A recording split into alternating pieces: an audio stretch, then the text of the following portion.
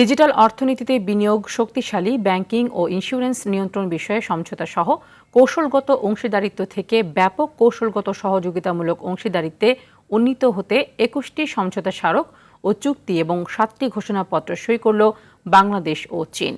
বেইজিংয়ের great হল of the people এই বাংলাদেশের প্রধানমন্ত্রী শেখ হাসিনা ও চীনের প্রধানমন্ত্রী লি কিয়াংয়ের উপস্থিতিতে এসব চুক্তি সই হয়। পরে পররাষ্ট্রমন্ত্রী হাসান মাহমুদ জানিয়েছেন, চীনা প্রধানমন্ত্রী ১ বিলিয়ন চীনা মুদ্রা সহযোগিতার আশ্বাস দিয়েছেন। বিস্তারিত থাকছে আতিকা রহমানের রিপোর্টে।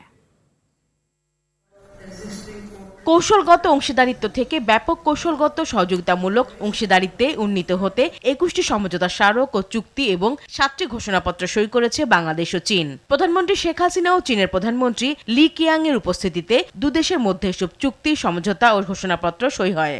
সমঝোতা ও চুক্তির অন্যতম হল ডিজিটাল অর্থনীতিতে বিনিয়োগ সহায়তা শক্তিশালী করা, ব্যাংকিং ও ইন্স্যুরেন্স নিয়ন্ত্রণ, চীনে তাজা আম রপ্তানির জন্য উদ্ভিদ স্বাস্থ্য সম্পর্কিত প্রটোকল সই, অর্থনৈতিক উন্নয়ন নীতি সহায়তা ক্ষেত্রে সমঝোতা স্মারক সই, বাণিজ্য ও বিনিয়োগ সহায়তা বিষয়ে সমঝোতা, চীনের সহায়তায় ষষ্ঠ বাংলাদেশ চায়না মৈত্রী সেতু সংস্কার প্রকল্পে চিঠি বিনিময়।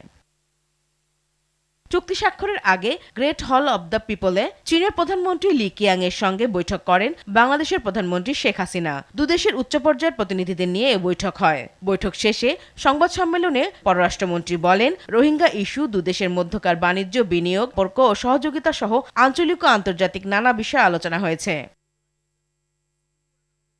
সকালে গ্রেট হলে পৌঁছালে বাংলাদেশের প্রধানমন্ত্রীকে স্বাগত জানান চীনের প্রধানমন্ত্রী লি কিয়াং। শেখ হাসিনাকে রাষ্ট্রীয়ভাবে অভ্যর্থনা জানিয়ে লাল গালিচা সংবর্ধনা ও গার্ড অব অনার দেওয়া হয়। প্রধানমন্ত্রী প্যারেড পরিদর্শন করেন। বিকেলে চীনের প্রেসিডেন্ট শি জিনপিং এর সঙ্গে বৈঠক করবেন প্রধানমন্ত্রী শেখ হাসিনা। সফর শেষে রাতে দেশে ফেরার কথা রয়েছে তার। আতিকা রহমান, RTV, ঢাকা।